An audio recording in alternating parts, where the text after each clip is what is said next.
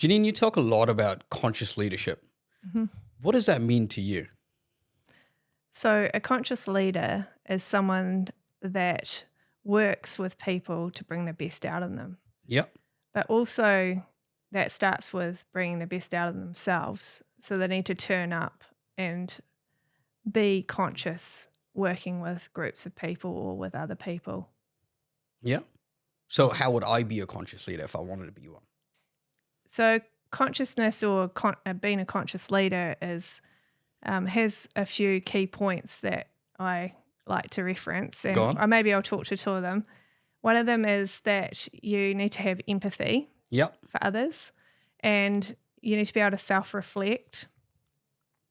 And the third probably key one is to be vulnerable when you're working with people. That's interesting. Yeah, Tell me more. Three very tricky propositions, because most of us think we need to be strong and we need to show that we're Bold and and authoritative. So those are the things that come to mind when you say a leader, right? Yeah, I And- think they do. But this is an old style of leadership. Yeah. And we're moving past that now. We're moving to a place where people can be more open and conscious in their leadership, and it has more, I suppose, it has more depth to it than what we've seen in the past. A leader that's more closed in a sense, that they're driving people and it's more in a masculine way, doesn't really have a place anymore in the world today. We've moved on from that. I fully agree with you. It's like, so you work quite heavily in the construction industry. Mm-hmm. What sort of leadership are you seeing out there that's currently in play? I think most people have their own personal style of leadership, and it comes. But do you find a lot of conscious leadership in play? No. Why do you think that is? I think that people are capable of it. Yep. But they just haven't opened that door yet. So they're sitting on the edge of understanding when it feels good, when someone leads them and they feel uplifted, they feel engaged, they feel like they're on board, they know what they're doing and they feel part of a team. Yeah. They know what that feels like, but they don't know how to get people to do that necessarily. Yeah.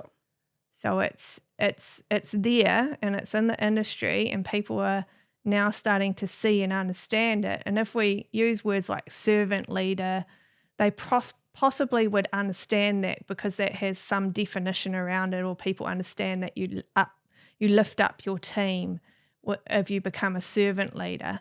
So help me understand what a servant leader is. I genuinely don't know what it means. Okay, so a servant leader is someone that is, from a hierarchical point of view, they're all on the same plane. So their team doesn't have a hierarchy. Okay. They're a flat structure, Yep. which means that, say, the engineer and the architect and the project manager and the client and potentially all the people they interact with, they have on the same playing field. Right. And when you do that, you take out that hierarchical kind of structure. So that's kind of a servant leader in terms of structure.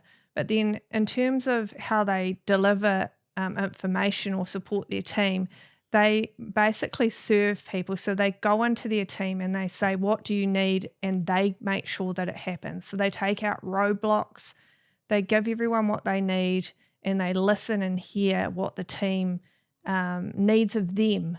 So it's not what they need the team to do, it's what the team needs of them, which is very different. It's like a flip. Yeah, it is. So that's like stage one of where we've got to. I think a lot of people understand servant leadership. But there's now another level that I feel that we can move to, and that's being a conscious leader. Right. So being a servant leader is the first step, is clearing all the roadblocks, empowering your team, creating a collaborative environment. Yes, in a flat structure. Yep. Yeah. But I have noticed a flat structure in a few different organizations that I've been going into, do some work in. It's becoming a lot more common these days, I think. Yeah, I think people, I mean, we started with capitalism, didn't we? Look back in, the start of the Industrial Revolution, then came through to a capitalist style structure in society, and people were used to the hierarchical ladder. They almost felt disengaged if they didn't know that they could get to the next step and get above somebody else, or be the manager or the CEO, or then the, whatever their advancement road to advancement was. They needed to understand that, know that, and be engaged with that at all times to feel like they had purpose. But our purpose now has moved on. We're not just thinking about corporate drivers or money or ego or wealth or fame. Those things are sort of sitting at a lower platform in society now. Yep. And we're starting to look to see that leaders that are really successful are empathetic, they're persuasive, they're vulnerable. They let us know some of their quirks. We understand them and we love them anyway. We all of a sudden they let us feel connected to them. It's like it's a person that we can understand and feel connected to. 100%. So we've moved on from that world where, you know, you literally go, you do what I tell you to do. Yeah. Kind of as opposed to now we're at a position where we have servant leaders that go, let me clear your roadblocks. Yeah. Create an engaging. It's more connected. It's more connected. So if you want to feel connected in a team and the leader is the most important person, whatever the leader supplies or puts out there or sets up as the structure is what the team will feel. Yeah. And even though we don't understand this necessarily, where 80% of our decisions and 80% of our understanding comes from our emotions. Yeah. So it's not logic. Yeah. It's not logic that we're using, even though we think we might be using logic. We make a logical decision. We look at all the I always think I'm making a parameters. logical decision 100% of the time, mate. Every time. We do. But you're right. And maybe there's some people that do have more logic to their decision making, but most people will feel, and their feeling and their emotions will drive the decision. So in a team, if you have a really flat structure, you have clear boundaries, you have a leader that's delivering with vulnerability, with clear goals and understanding that the team has on board with. They're not being told what to do, they're on board with, they're creating together, then that's more likely to create a feeling within the team that they want to be on board. They want to be there. And in turn delivering better outcomes.